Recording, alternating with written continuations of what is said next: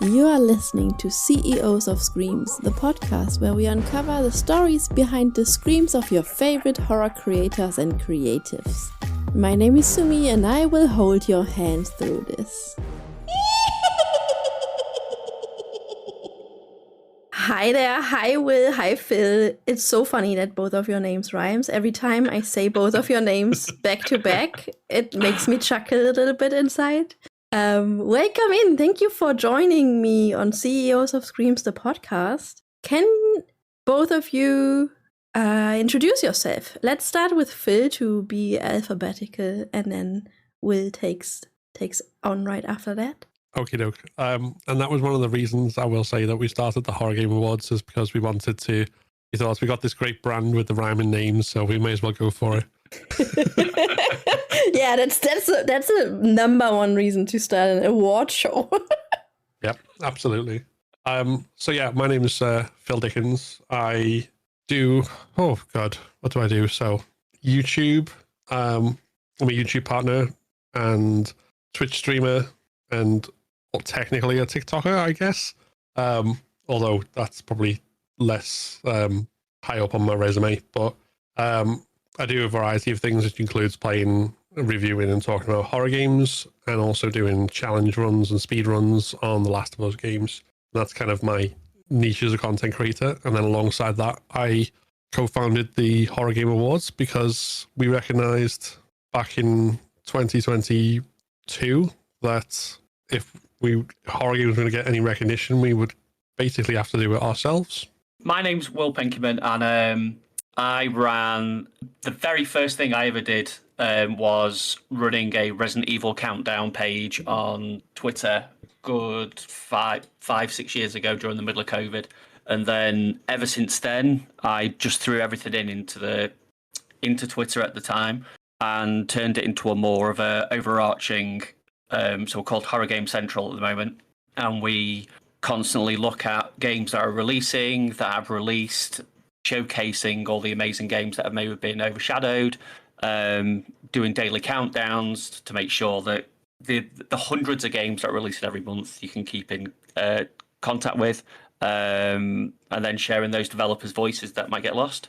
But yeah, that's all I do, as long as founding Horror Game Awards with Phil. Yeah. And that's, as well as that little thing. That small thing. Tiny thing. That giant task that you put on your own shoulders there. So do you want to maybe talk a little bit about the Horror Game Awards? What are they? Like, just act like people don't know anything about horror and horror games, and tell us a little bit about the Horror Game Awards, Phil. Yeah, okay. So like a lot of other people kind of, I think, around the same age and same generation, I grew up, particularly once I got a PlayStation 1, playing games like Resident Evil, and that kind of classic survival horror games, which we'd never really seen anything like that before. Like before that, my main gaming experience was Sonic the Hedgehog on the Sega Mega Drive. Mm-hmm. And since then, I've always had like a love of horror games that's kind of gone forward up into the present day. And where this all started essentially was not long after, there were two games in particular. One was Tormented Souls, which were released in 2021, and the other one was Signalis, which released in 2022. Both of which, I think, certainly for me, Will can obviously speak for himself as well in a minute, but kind of had a profound impact in terms of the nostalgia of going back to those days that kind of might have been lost otherwise, and like, oh yeah, these are like recapturing the glory of those classic style games, and absolutely fantastic experiences in their own right as well, obviously. And that at the same time kind of paying attention to things like the Game Awards and not seeing a peep out of any of this, like horror games basically not getting a look in at all, was the motivation for starting the Horror Game Awards. What we wanted to do was to be able to have a space where people who love this genre of video game can kind of celebrate the stuff that comes out, particularly as in the last 5 years, it seems like there's been an upsurge in I always call it a renaissance. I would refer to it as like a survival horror renaissance. Like these kind of games, there's always been maybe one maybe 2 released each year, particularly if like a Resident Evil is released or whatever. But we've had this huge upsurge of indie survival horror games, which are extremely good quality, extremely like kind of forge their own identity. And then alongside that, obviously, a wider array of horror games in general, all sorts of different gameplay styles. But the genre is thriving at the moment, and even with that thriving and that kind of revival, it's and even 3 years in now, it still feels like it's really difficult to get it like any mainstream attention. Like maybe 1 or 2 will break through. Like you might have Alan Wake 2 will do the performance at the Game Awards or something like that. Might be a nomination for Silent Hill 2 remake, but so much more. And those things are fantastic, obviously, but like there's so much more under the surface that just doesn't get touched, and that's obviously what we want to kind of shine a light on and bring attention to. Yeah. And even if like an indie game does get a little bit bigger, like last year I feel like Mouthwashing got a lot of recognition. Loads of people loved it and heard about it, but in the mainstream it's still not a known game in that way, I feel like. So yeah, I understand that. Was this like a small thing that you just wanted to do for your own content, or did you always think of this as a big award show that it is? Like this year you're going to do a live show. Did you imagine that would happen, or was that a goal, Will? Yeah, so the big live show that we're doing this year really stumbled upon us. Like our initial vision was that we continue doing it the format that we were doing probably for a good 6-7 years before we could go, okay, let's try and make a big go at it.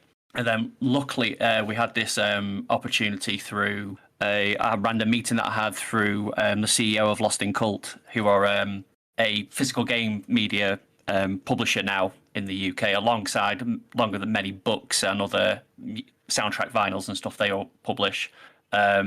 And just from that one discussion, mutually, we're big fans of the horror genre. And just through a random conversation, it was like, why don't we do something together and put on a big show? And then sort of it just snowballed from there. And then it was like, okay, we'll do this investment and we'll get these people involved. And then it was just like, okay, why not?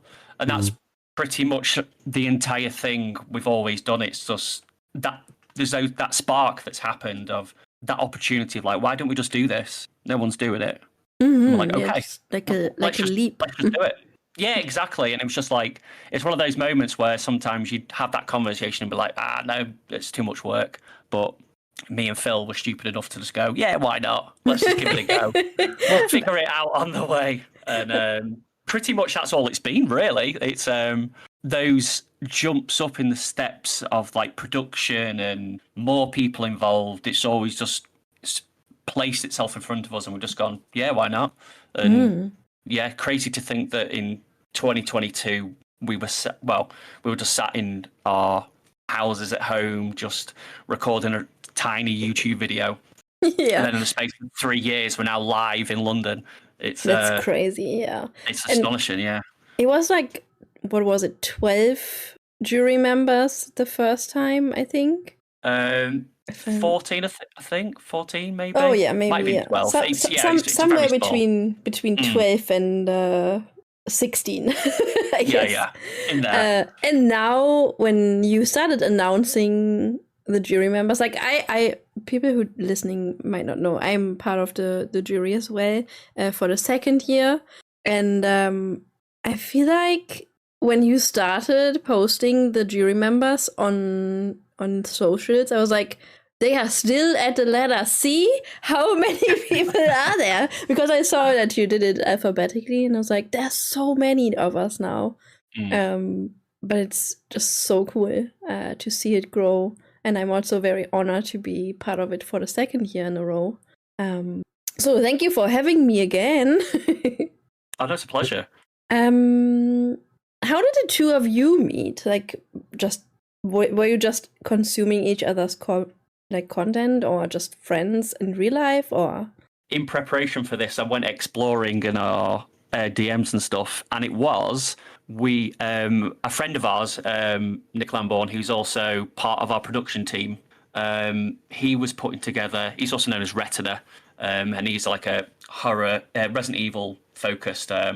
He looks at lore on his different socials through Resident Evil, and he was putting together a Family Fortunes sort of game show that was Resident Evil themed. And Nick approached me to put a team together, and I put on Twitter who would like to join my team, and Phil was the first one to request to join. And then ever since then, it's always just been that mutual, because Phil also does a lot of Last of Us stuff, which is another game series that I absolutely love. So it's that mutual consumption of, basically our media, and then that was it, really. And then from that moment, we've always been in touch. And then you had a baby together, which is the Horror Game Awards. So there are a lot of categories. I saw you made some changes to last time. I assume that it was because people gave you feedback. But how do you decide on the categories that you will have in a show? Let's go with Phil. So it's kind of evolved over time. Like the very first one that we did was literally just a single category, which was Game of the Year. And then when we were talking about expanding it out into a full show, a full award show, we were then like, okay, what categories will we have? And I think at that point it was 12 we'd gone for in the initial kind of run. So we were just kind of looking at like what other awards shows do and what kind of seemed like the obvious ones. So things like best performance or best narrative, and then kind of also setting aside a space for like indie horror games as well, so that if there were a lot of like kind of AAA horror games which were contending for like the Game of the Year, there was still a space for indie games to come through. And then looking at like I think we had multiplayer and survival horror as well initially, and then kind of that's not the entire list of categories, but that's kind of just in terms of talking about the thinking behind it. And then last year we added in a jury of developers, so we added in like a Lifetime Achievement Award and a Technical Achievement Award, because that was something we've been talking about doing for a little while. And then I think this year it's kind of crystallized into the categories that we wanted kind of overall. So the big one obviously is still Game of the Year. Alongside that, we've got the Player's Choice category, which is entirely nominated and voted for by the public. And similarly, the Horror Content Creator of the Year award, which we wanted to kind of recognize, again, a lot of just in the same way that like indie devs are keeping like the horror game space alive. A lot of the life in horror is coming from content creators, so we wanted to be able to recognize that. But obviously, because our jury is made up of content creators, we thought we'll take that out of your hands and just leave that to the public as well, for people to nominate and put forward. I saw you also added a jury for accessibility, which I love, because the only accessibility features that I need is like subtitles and the option to click away text once I'm done reading and not just the text disappearing. But that makes it hard for me to really decide which game to vote for when it comes to accessibility. So I really love that you added an extra jury just for that, because there are definitely content creators who can do that much better than the wider public or the jury in general.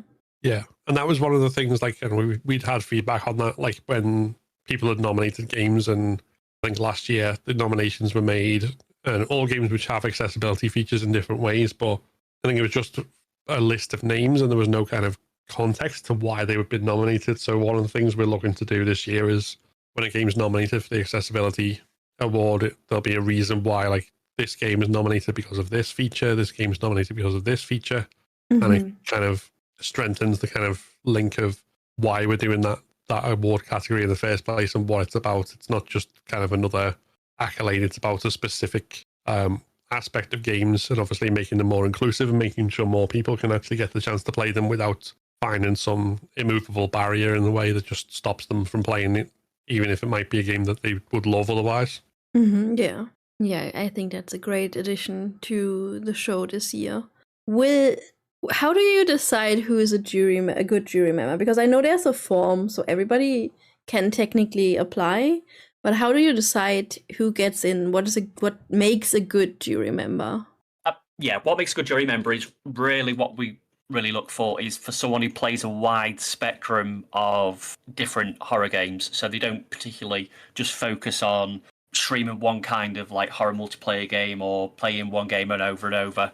It's someone who explores those games that go from AAA to the tiniest indie developed game made by one person, and because then they're allowed to make those right choices, because we want to focus on the wide breadth of different developers and their sizes, and every game has its merit for being nominated, and that's why we've also try and focus on filling in gaps and have like an overall map of okay, these play more AAA games, we need more people then to play more indie games.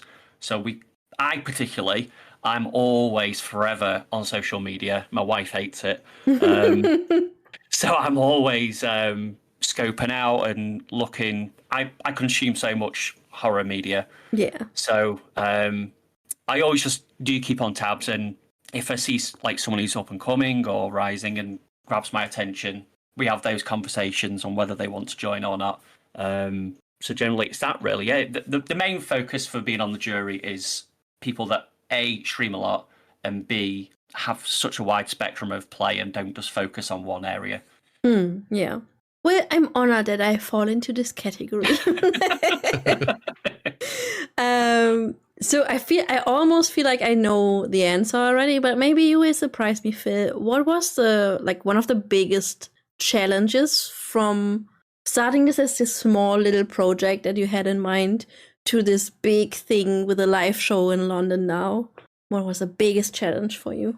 I feel like we maybe haven't yet run across the biggest challenge we'll face, I'm sure, as we go in more live in-person shows. And the plan is hopefully that this year's a success and obviously grows year to year, and I'm sure there'll be some big thing. But I know I'm actually going to say, rather than say like X, Y, or Z was the biggest challenge, I think the surprise for me has been how easy some of the things that I thought would be challenges have been to kind of surmount. Because, like I say, I think we both kind of had this view that it'd be quite a slow growth, and we've kind of grown by leaps and bounds year on year.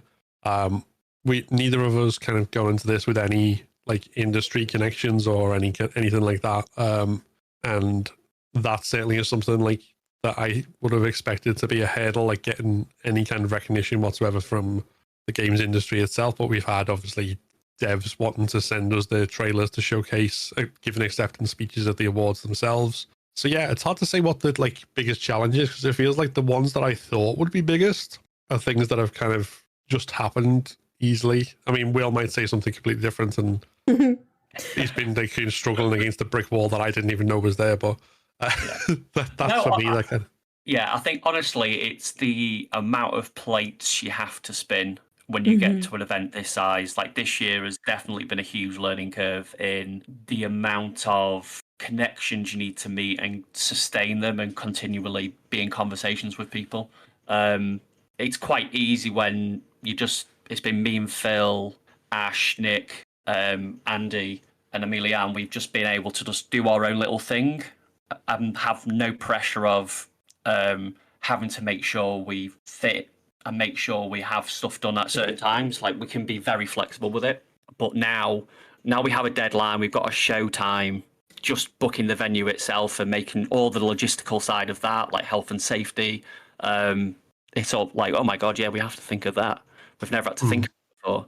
Yeah. But luckily, yeah, things always just seem to work its way out. Like we throw everything into it, and at the moment, all our time is focused on getting this done. Yeah, I can imagine it. Yeah, and luckily, everyone that we talked to, everyone that we approached to help support, has honestly been 100%, if not more, helpful. They'll always help us in the right direction. Oh, you need this, you need that.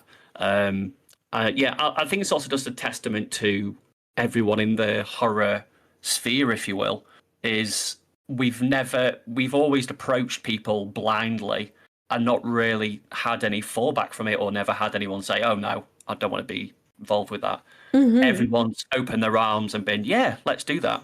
And I think it's a huge testament to the idea of having a horror-focused award show. I think it's clearly a thing that the community's been looking for, even though we've not really thought about it. Just now that it's available, everyone's like, oh, wait a minute, yeah, why has this not been here before?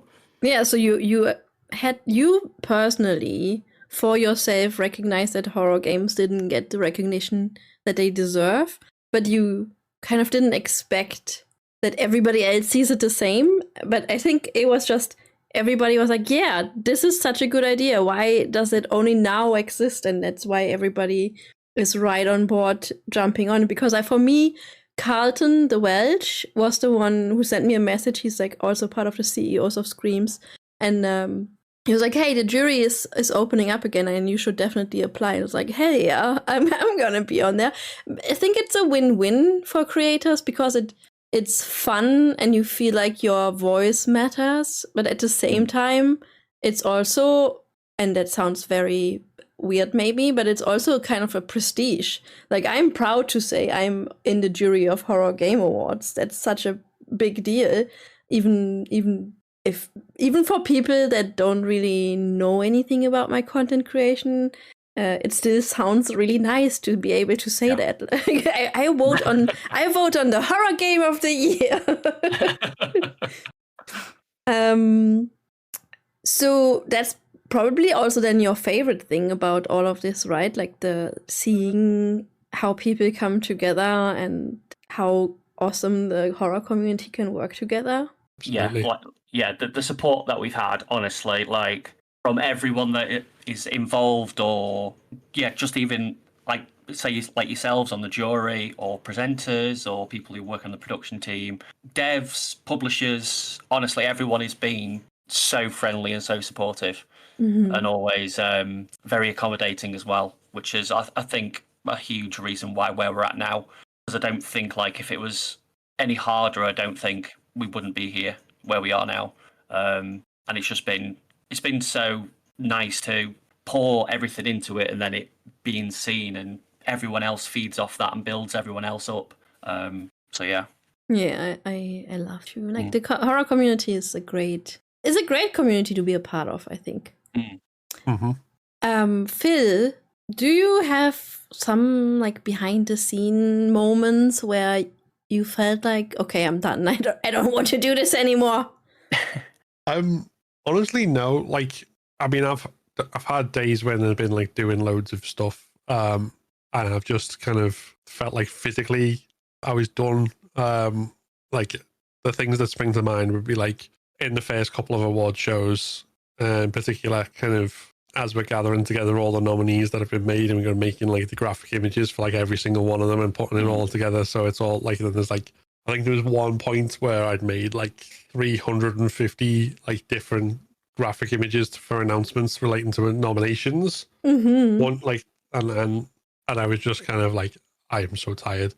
But honestly, it's like it was never a case of right, I'm done with this. It was always kind of a like, again, we're in a place where there's that many different kind of nominations have been put forward, and we're able to stack these categories with all these games and say, right, okay, people need to make a choice from all this stuff. We're not scraping around and try and pad things out. We've got more content that we possibly know what to do with sometimes than just yeah. So like there's like I say, some of the work, particularly as it's grown, obviously for different aspects of things, of like quite intensive and probably quite tiring. But yeah, I've never felt like I'm done with this. Let's get. So it's always been more like, once I've slept, then I will reflect on how great this. I get it. What's sleep, Phil? You both don't know what sleep anymore. No, I know that from being leader of the CEOs. Like, there's frustrating moments where somebody makes questionable choices and you have to remove them, or there's like arguments, heated discussions between members, and I'm like, why did I take on this task of leading a 90 people horror stream team? that's such a why did I do that? And then the next day I'm like, no, I actually really love this team. I love doing this. And you just have to re-energize, focus a little on breaks, and then come back and see the positives again. And it's just like, it's all worth it in the end. Obviously both of you do a lot, as we established. Both of you don't sleep anymore. but I think as you have the team in your back. There's Ash and there's loads of other people that help you out with stuff. Do you want to maybe give a shout out to people and tell us what they do and what they bring to the table? So we've got a big team. So at the moment we've got Andy Cox, who's also known as Biohazard Declassified. He's been integral for any producing side of things. So this year he'll be helping sort out the audio-visual side of things. So literally how people are going to watch and see online and in person. He's sort of overseeing the team with Steve to put that all together. So that is a huge undertaking. Because without both of them, then it wouldn't happen, and you wouldn't be able to see it. And then we've got the lovely Ash Millman. She also helps us on the production side of things, on the direction that we go with the shows. Huge support with the showcases, helping write scripts. Without Ash as well, it would be the scope that we're at now. We wouldn't be able to do it without her. Mm-hmm. We've also got Nick Lambourne, also known as Reto, we mentioned earlier. He does a lot of the graphics, the video effects that we have. Just all those little touches that make the awards a bit more professional. Really makes them stand out. So yeah, Nick does an amazing job there. And then Amelia-Ann, who created our Iconic logo and those artworks. Without her, we wouldn't have our iconic images. So yeah, they've been integral. And I think me and Phil, we wouldn't be here without them at all. At times, some people stand up to help a lot of the others, and we always support each other. But yeah, without those people, especially this year, we would not be here at all. I think certainly for me, like relying on other people to do that, like a lot of the stuff I'm doing, I'm kind of figuring out as I go along and kind of making it up. Whereas it's good to have people who actually know what they're doing on the team. Yeah. If somebody is listening and they feel like they want to help you out with Horror Game Awards, do you have like roles? Because I think most of you do this just on the side, right? It's not like your main thing that you do. Like there's lots of people probably who still have jobs on the sides. But if somebody wants to help you out in any kind of way, do you still have open roles, or do you just want people to send you an email and reach out and ask how they can help? It's it's definitely one of those things that we're always looking into, because we're definitely reaching a point where me and Phil spin a lot of plates. Because I tend to look at the social media side of things, and also reaching out to devs, publishers, the jury. There's just so many spinning plates that, because until recently I was working 2 full-time jobs as well. Yeah. So doing all that alongside of things and trying to be supportive at home and everything else, and be able to have one of the do more social things. We're getting to the point where we definitely want to have more people on the team. Mm-hmm. And it's definitely one of those discussion points with how this year's event will go.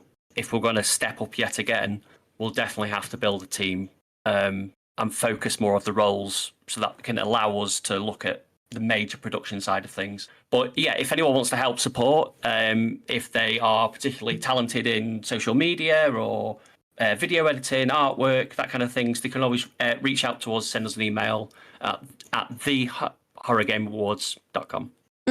Great. Yeah, I was thinking you probably can need some help with it growing so fast and so big. Yeah. Okay, so moving away a little bit from the awards, let's just go a little bit into the personal stuff about the two of you. Phil, what do you think makes a good horror game in your opinion, and what is something that you just don't really care for in horror games? Well, for me, like I say, I've always been particularly a survival horror fan. So that's not to say I don't like any other genres of horror, but I think that's always been the one that I've kind of gravitated to most. So I'm kind of like more interested in those games where you've got weapons and you're able to fight back, but you're depowered and you've got to kind of explore the environment. You've got to do a lot of backtracking. You've got to manage your inventory. And this sort of thing, because you don't know necessarily what's around the corner. You don't know whether you're wasting your ammo by taking out an enemy, or whether you're going to have to go back and forth over that same area so it's safer to take them out. Like I say, I've always preferred that to kind of like what I call hide and seek type horror, which is more like walk and simulate, like you've got no weapons and you kind of hide in from stuff. So like with that, again, if it's really well designed, obviously, if it's got like a good enemy variety, if it can take you by surprise, and make you genuinely feel like the weight of those decisions, and like the panic if you get things wrong and you're struggling to survive with like minimal bullets, minimal health, and trying to find out where the hell you go next and what on earth is going on. It sounds that's a good time to me. It sounds like you are currently in horror game heaven with like Sorry We're Closed last year, and then this year Heartworm and Flashmade Fear, and there are so many retro-inspired survival games at the moment. Sounds absolutely. You are in paradise. Yeah, like so in terms of ones I've played this year, there's like Tormented Souls 2, Heartworm's a great one. The Mute House, which is very much like playing kind of an indie homage to Resident Evil remake. Dead of Darkness, which again is like if Resident Evil was done in the style of the old school like top-down Zelda games from the NES, like that art style. And that's just this year. That's not even kind of like going back to like last year and the year before and stuff. There's so many now. Like there's more that I haven't even played, and it's like it's getting hard to keep up, which is good, I guess. Yeah, you have like a ginormous variety to choose from. Will, is it for you also survival horror, or do you have some? No, I think survival horror is where we both fell in love with the genre. So it's kind of like that first love kind of thing. Is you're always pining for reliving that moment when you first met horror, and that's what I think we're always chasing with the new games that we're always wanting to play, is try and get that new those new moments. But yeah, sadly for me, I've not played any horror games this year. That is crazy. I know. Well, outside of like the Horror Game Awards stuff, I work 2 full-time jobs in the education field. So a lot of my time from when I leave the house at 7 and getting back home at 7 o'clock and then having to do prep, it doesn't really allow me to have much time to play horror games. So whenever I do get the chance, I'm always watching other people play them, or just keeping tabs on them, watching them through Steam. So my wish list is so big. same, yeah. And I still buy them. I still buy them on physical as well, to show that support. But I have a huge catalogue, and I think on my tracking out from games that I've got physically, I've probably got over 500 now. But just finding that time to play through them. But yeah, no, survival horror is definitely one of those key ones for me. And I think it really shows, for me, a good horror game is the audio. Oh, yeah. If you have good audio, then you're pretty much 95% of the way there. Like, you can have... to me, like, the games that we played growing up compared to now, they still haunt me more than what I see nowadays. So I feel like graphics, to a certain extent, doesn't have a big of a focus in horror. Yeah. It is literally more, if I put in my headset and I can hear someone behind me breathing, that's what really turns my stomach. I totally agree with that. Like, I call myself lovingly a graphics whore before. And then I was like, I didn't want to play pixely games and then old style. Like, I had a PlayStation 1 when I grew up. But when I became older, I wanted games to always look better and more realistic. And then eventually I got into horror, and when I first saw people play these PS1 retro games, I'm like, how is this a new game? Like, that can't be true. And I think the first time I played something looking like that was Night of the Scissors.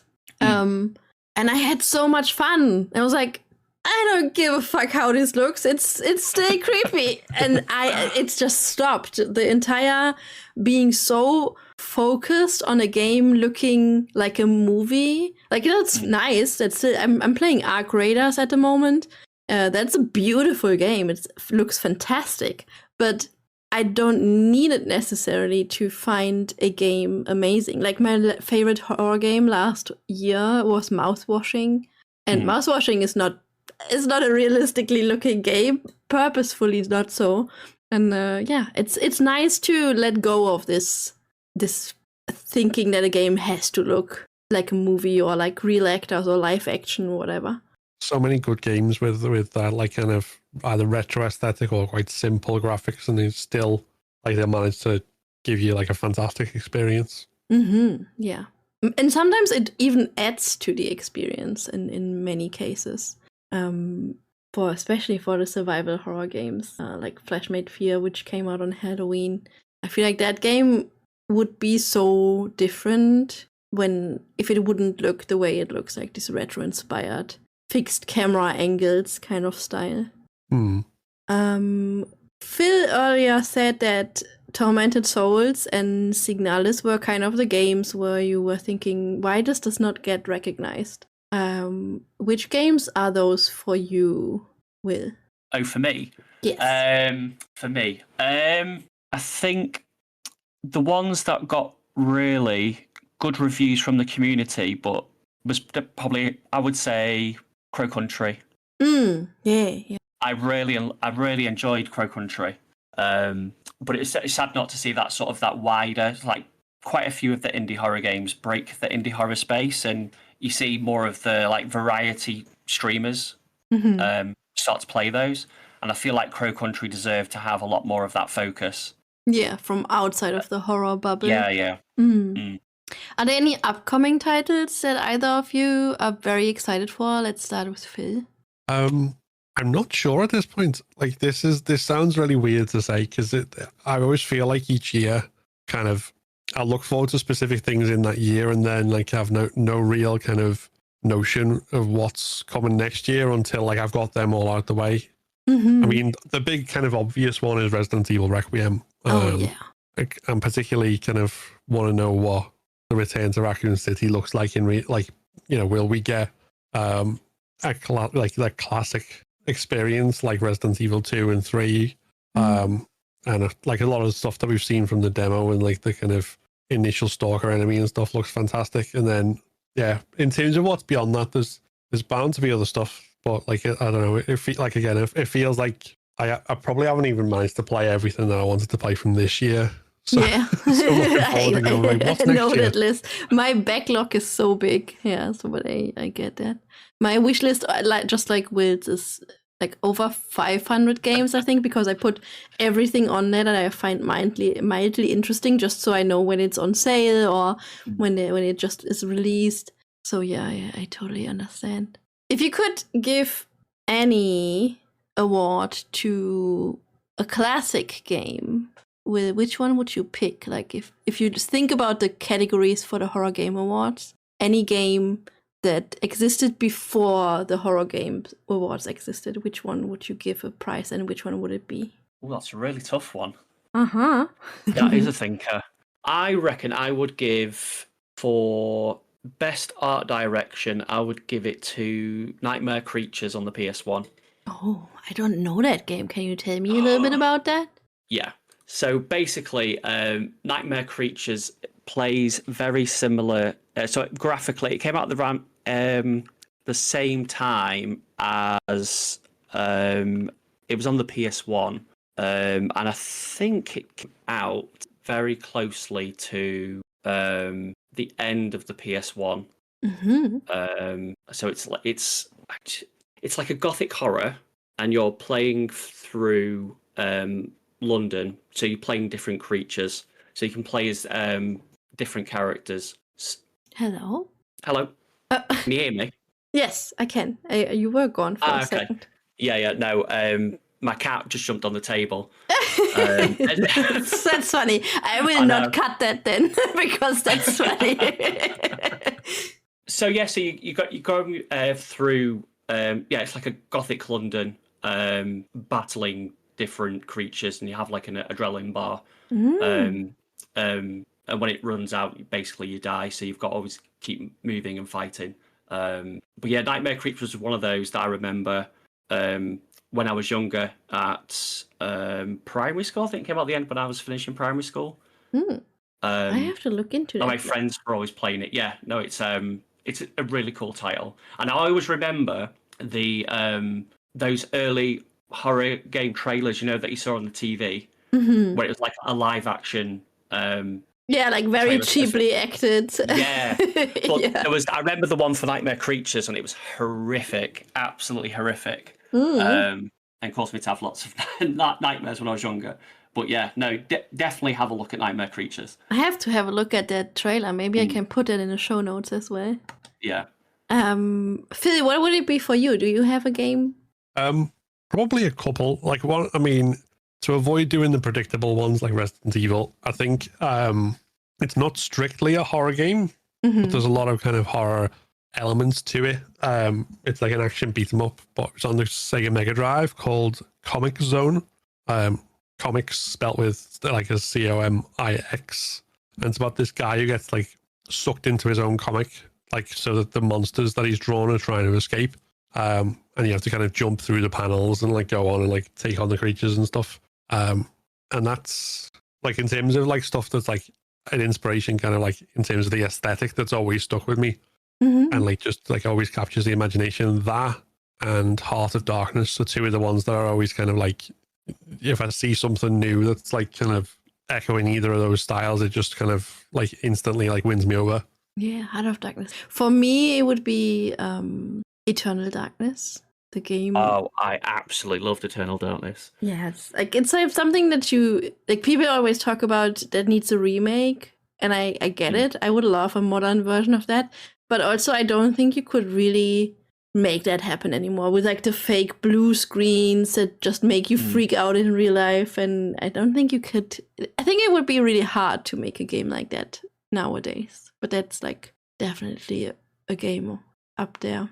Yeah, you know what we need more of. I think like just the other one you just sprung to mind, because I'm looking at my shelf because I've got a lot of this still on my shelf here.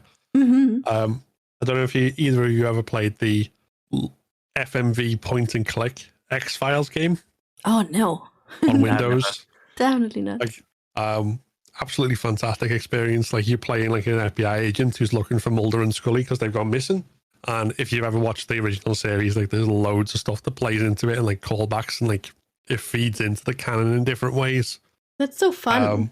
It's also a kind of little time capsule of technology as well, because it's on 7 CDs. Oh my god.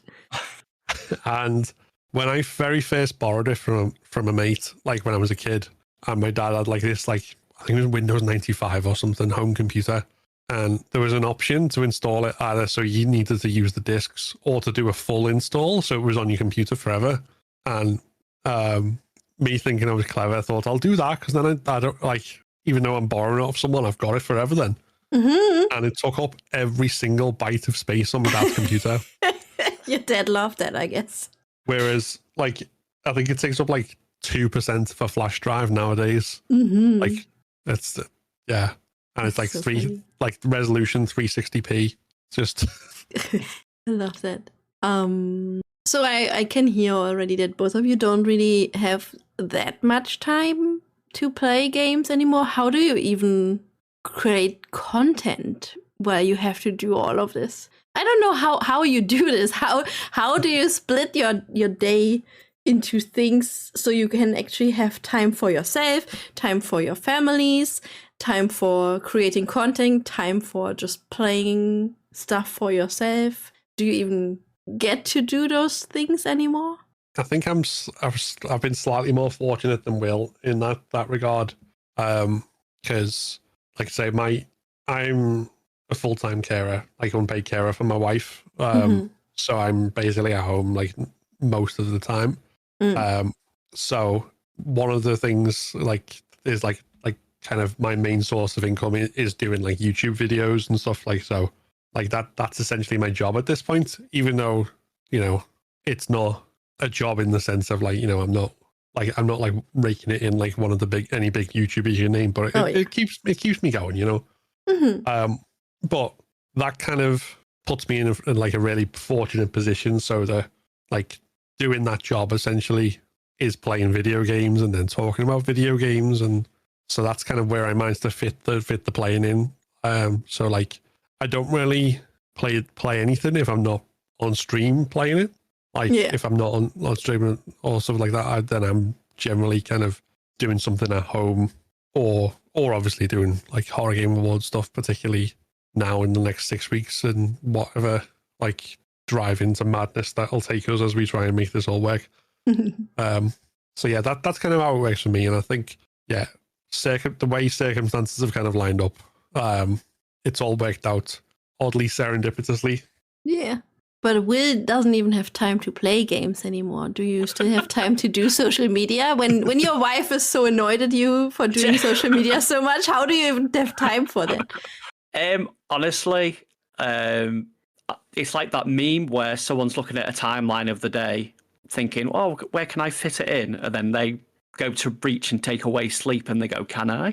and that's essentially it's sleep really that I take Sacrifice, away. So I probably get about 4 or 5 hours a night if I'm lucky, and I always end up just researching and reading on my phone. So I like to keep tabs on, obviously, with the news of horror games, and that's the kind of my key focus is keeping track of games. So that's kind of what I do on the backside for the Horror Game Awards. So I keep tabs on pretty much any horror game that gets put onto Steam. I look at and put it onto we have like a shared drive document that tracks them all, just in case we ever have to get in touch with them to help spread the word on socials and stuff, or get involved with at the awards. So that tends to be where my content's gravitated towards to. So most of the time I do like a daily countdown where like this doesn't matter what size games getting released. I like to keep like an overview of the next couple of months of what games are coming out. So I like to keep a timeline for creators, because obviously for how many horror games we have released every month, like it's hundreds. So obviously with how busy you guys are as content creators and you haven't got the time most of the time to look at and look forward, it's good to be able to, when I've got a bit of time, to say, look, these games are coming out, you should take a look. Yeah, I love that, especially when I'm in the CEO's Twitter and just to share game trailers and look at the games that might be overlooked otherwise, and just sharing it to the audience, and then maybe somebody finds their new favorite horror game, which would be amazing. So what was the biggest creative lesson for either of you since you started the awards? Probably the biggest one we learned early on was the bigger a collaboration becomes, the more difficult it is to kind of keep it to any kind of strict timeline or deadline.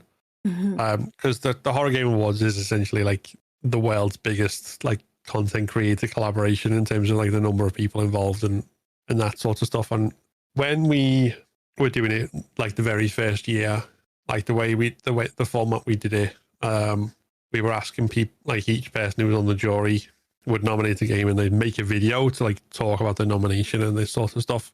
And it all came off like really well and people were doing it, but obviously everyone who's involved has got their own like myriad of things going on and stuff. So I think the original deadlines that we were going to have to do it kind of slipped a couple of times. And we found like kind of by the next year, it was a lot more straightforward, particularly once we got multiple awards in deal with it, rather than kind of say like produce X, Y, and Z. It was like, okay, here's a form, fill out these, like, you know, pick your games by this date, and then there's kind of go forward. And it like, so the more, it's very easy to kind of get scope creep and overcomplicate things and like, oh, we'll do X, Y, and Z and things. I think the simpler you keep something, the lot easier it is to keep it on track and pull off something great, because it doesn't have to be complicated to be fantastic. It can just, I think that was definitely like kind of one of the first things from like going from year one and a single award to year two and an actual award show. Mm-hmm. Yeah, Keep it simple. Yeah, I am somebody who has to restrain themselves to not over-engineer anything. Like, I make things a lot more complicated. Like, I want to make a small Discord announcement, and I want to make sure that everybody understands what I'm saying, and I end up just writing this super long announcement that could have been so much shorter, and everybody would probably still have understood what I wanted to say. Yeah, I over-engineer a lot of things, and I have to restrain myself, so I definitely get that. So Will, was that the same lesson for you, or did you have something else? No, I think that was it. Phil knocked it on the head, really, because like we would sit back and have conversations about how we should do things, and as you said, like it's so easy to get it over-engineered and just make much more work for you. When we then started to think like, how can we make this so simple that like say the jurors get more time to play rather than having to create that content and having to make those decisions? Is we're always, when we try and involve anyone in any sort of aspect in the awards, is how can we make it as simple and less of a workload on them to make them, because sometimes when you get given something to do and you've got to do so much for it, you sort of go, do you know what, I don't want to get involved. Whereas if something's very simple, like if you're just playing games and streaming games and that's what you do, and then you go, okay, what's your favorite of these? It's very easy to just put what games you want in, and then you're more likely to get involved with it. And I think that's a huge testament to who we've got involved this year. Like, the creators are so big and so busy. To get them involved, I think the simplicity side of things and the not being complicated is a big plus for them to get involved with us. I think one of the things that probably both of you learned is that you have to delegate things. And I hope you do, because for me, I always want to do everything myself, and I'm like, I don't want to bother anyone with this task. And I just do it myself. It's fine. I can handle that. One more task, and then one more, and one more. And sometimes you just have to understand that you cannot do everything, and you have to give tasks to other people. And I hope that both of you also have figured that out, and sometimes take a break to breathe and give tasks to other people in your team. I think that's slowly coming to a point, but and Phil might think something different, but I feel it's still, because it's so young still, you still want to be involved with every little aspect of it. But I think as we're learning, like especially this year, is we can't. Like, we're already not stretched, I would say, so busy with things that we have to give parts of it up. Yeah. And I think, like, I'd love to develop my own skills and video production and the art side of things, but we just don't have the time. Yeah, there's only so much time in a day that you can spend.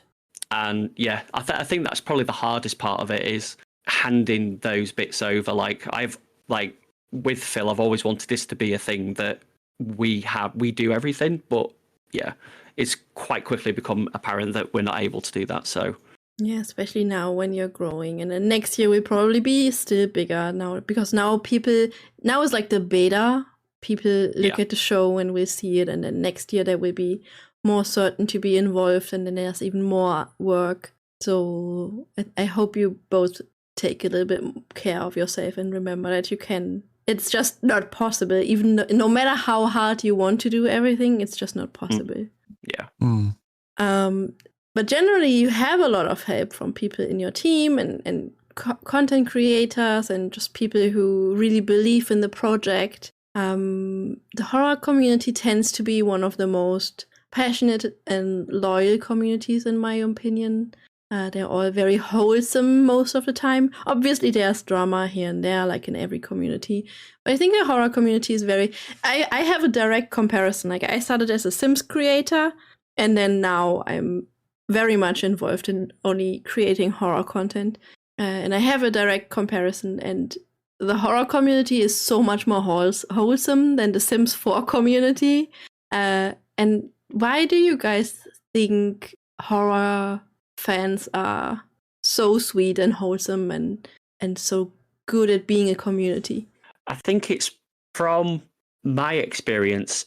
Experiencing horror games in general was always a lot harder to get your hands on to play them than, like, say, your Marios and everything else and your more family-orientated games. Whereas my first experience of getting into the horror genre was just purely because my family member, my cousin Paul, he was older than me and he was introduced to it. So I think it's a hard one to get into when you don't know what's out there. But then once you discover those horror communities and those small horror games and stuff, it opens up that whole kind of worms. I think there's also a thing with horror. Well, I suppose there's two aspects. One is like all the kind of gruesomeness is kind of pushed out in the story. So there's always like that kind of meme of like the horror fan is into like the most gory, gruesome, grisly stuff you can think of, and then it's just like this like wholesome little bean of a person. Yes. But like horror, like more than any other as well, like really good horror stories like kind of tap into a lot of stuff in terms of like social anxieties and various things, and like there's a lot of ways in which kind of horror is a commentary on the world, and like also I suppose the things that like it finds ways to take things and talk about things that are either toxic or harmful or whatever in ways that like cast this like light on them and stuff that in a way that a lot of other media doesn't. And I think if you're kind of more aware of a lot of that stuff and you consume a lot of horror media and you kind of thinking about these things more often as well, like it's, I don't want to say like it like, you know, on the whole, absolutely, yeah, everyone will like kind of more conscious of a lot of things, but like it makes us better people, because I don't think that's like, I think that would be too blanket a statement, but I think kind of the way the horror genre has always worked to kind of like cast that reflection on kind of the world at large and things that could be better and worse and our different social anxieties, I think it does overall like kind of attract a certain type of person. Whereas like, and speaking within games as well, there's a lot of gaming communities that manage for different reasons to just be really unhealthy and toxic. And I don't get where that comes from. I don't know where that comes from, but it does seem to be something that we manage to avoid. So I'm always grateful for that. Yeah, I agree. There's like, first of all, I think horror brings a lot of catharsis. So you let a lot of negativity out. And then it's also how you describe. There's a lot of things you can reflect on. And yeah, as you said, the social commentary, like if you think of like, I don't know, Dawn of the Dead, the original being commentary on capitalism and zombie movies generally, like people from the outside who have seen a horror movie here and there or just don't really care for horror movies often just think it's this stupid entertainment, which it can be, which is also fun, but there's also a lot of more deeper things in horror. So with all of that, what do you think is a misconception that people have about horror games and horror fans?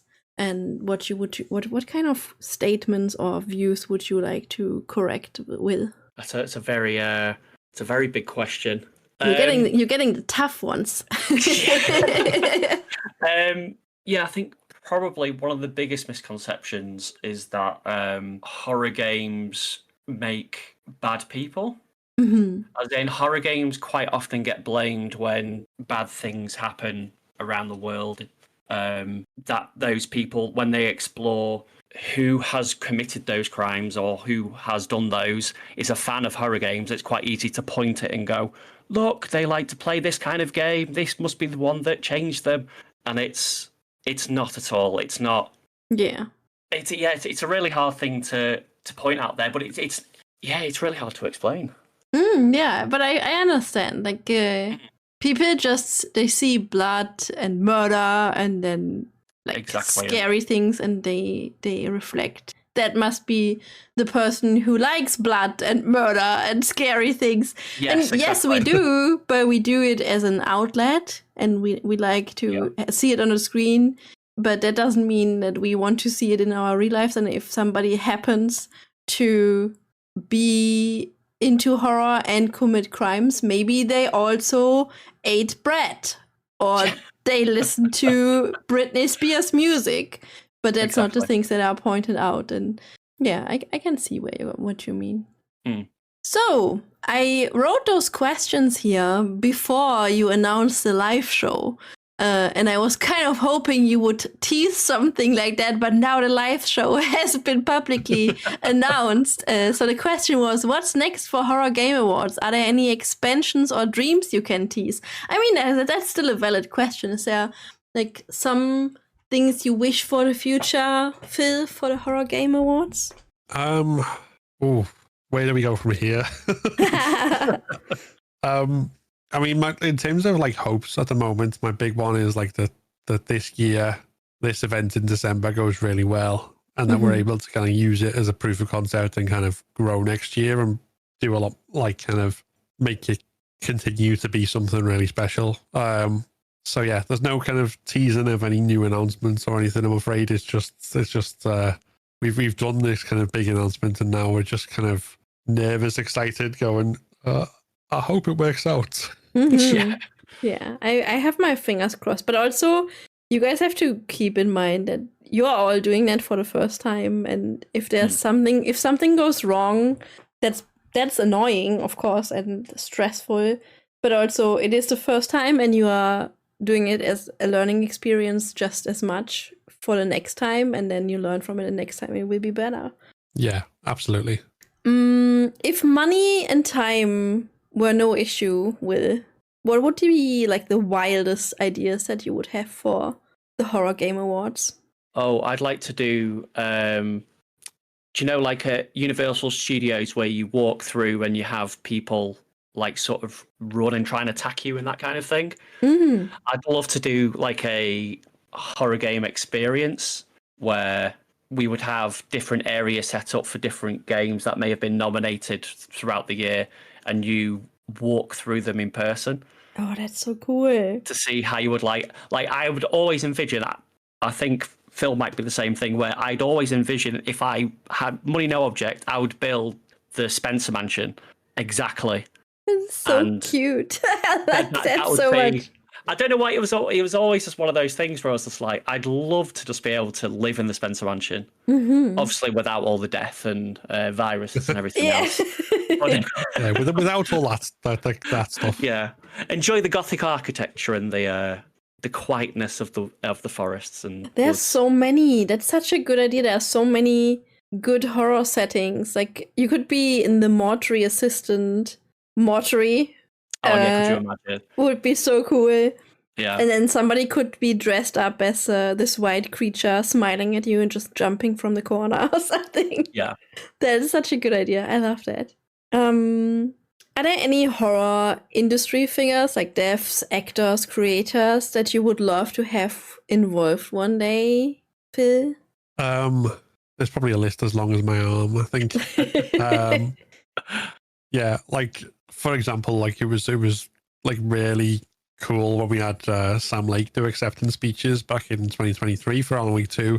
But at the same time, I'm also thinking that, I want to do what, sit there and do the thing that he does where he like you both drink coffee while staring off into the distance.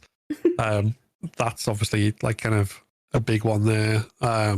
Meeting people like Shinji Mikami, responsible for Resident Evil. And then, outside of games as well, like, people like John Carpenter or, I could just go on forever. So just like great horror names. Yeah, I understand. Just everyone who's ever been involved with horror, like find time in your calendar for me and we'll talk. Just get them all in. Everybody's holding in the speeches to give away the awards. It would be cool. Like all these horror actors and horror devs, kind of a nice dream for the future. Who knows how big this thing gets in the end? Absolutely. We are getting into the wrap-up round. So, do both of you remember what your first horror game ever was? The first horror game you ever played? Splatterhouse. The one that I first had hands on the controller was Resident Evil Code Veronica Okay. on the Dreamcast. Honestly, I have no idea what it was for me.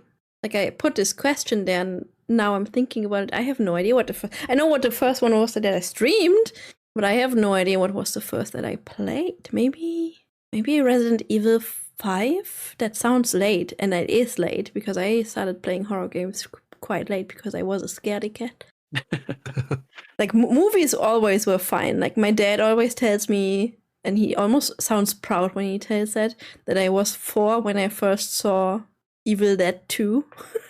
Like, I was hiding behind the couch while he was watching it, and then he noticed me way too late. But yeah, so horror was never a problem in movies, but games were quite late. Do either of you have a horror movie that actually scared you? Chucky. Oh, that's a good one.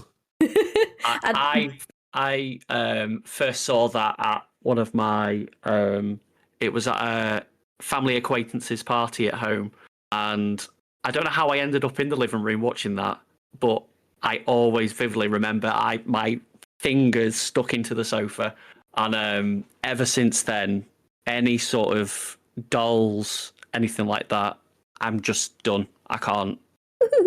Dolls in general. What about Annabelle? Yeah. Are you scared of Annabelle? Yeah. I love that. Yeah. Oh, we have in my, like, around the corner, like not right in my street, but a street ahead. There's like a bay window in a very old house, and there is so many porcelain dolls sitting in that window. You would love that. No, I'd be out of there.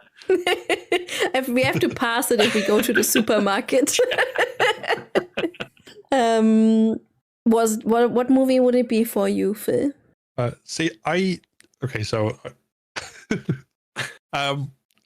reached the point relatively early on where it took a lot to scare me, like, kind of desensitized myself to a lot of things. Mm-hmm. But I think a lot of the reason for this was that, like, as a quite young child, I was very easily scared by things. I've got like a massively overactive imagination. Mm-hmm. So I can always kind of like bring things into life and like in my head and all this sort of stuff.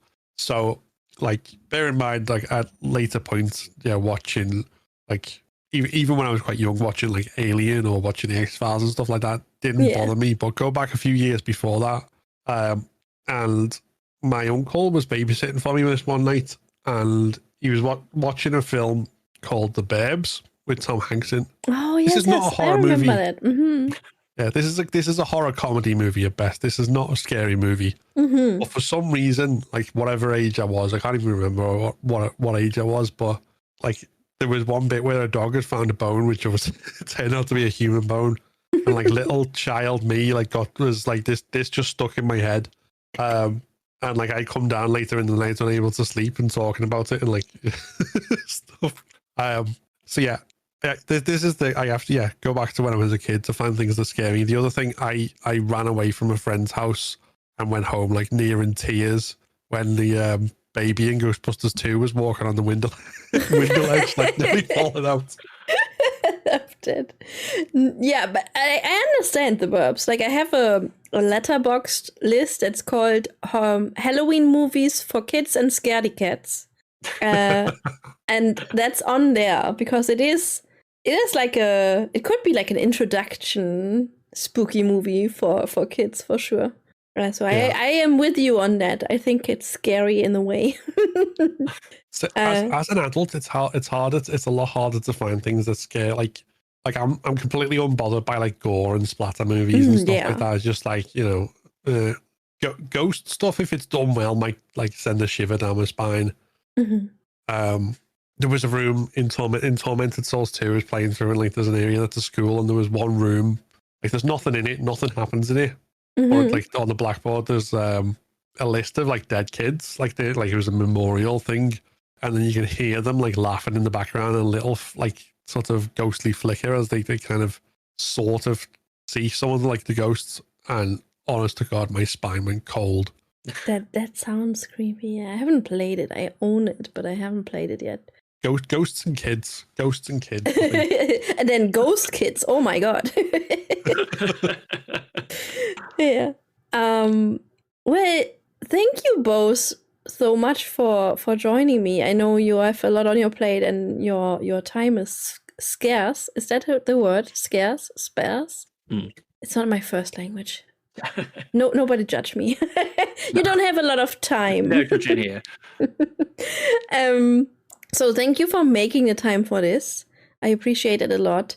Do you guys have something that you want to plug, like personally as well as for the Horror Game Awards? Just go for it. I think Phil can start just so we can be alphabetical again, and then.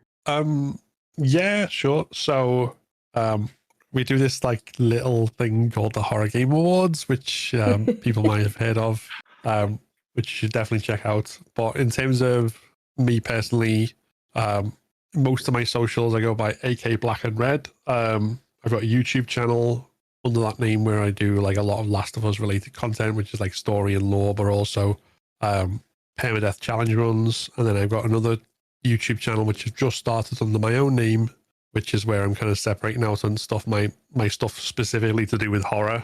In keep the two things separate into the niches. So Phil Dickens Horror on YouTube or AK Black and Red, depending on which one you prefer, or both. Yeah. Oh, both. I'm definitely going to link both for sure. And then I stream on Twitch, AK Black and Red, and I kind of fart around on socials. I'm one of those things, like Will's managed to make it an art form, like kind of like growing things on Twitter, whereas I think at this point I'd probably be better using my YouTube to try and get people to follow me on Twitter than the other way around, because the YouTube is like, popped off. The Twitter is kind of wallowing in obscurity. So yeah. Okay, I'm definitely gonna link all of them in the show notes. Will, what is it for you? For me, it would just be mainly my Twitter. We don't call it X. My Twitter. Yeah, we don't. Horror Game Central. So basically, if you're looking for any new horror games to play, or you want to keep up to date with what's coming out, that's essentially what I do. So it's basically a big database of upcoming games. So if you're looking to play something new, definitely check it out. Awesome. I make sure everybody gets the links. Thank you both so much. I appreciate you so much. Thanks for having us. Yeah, no problem. I hope everybody enjoyed this episode, and thanks for listening. Bye, everyone. Thank you for listening to CEOs of Screams, the podcast.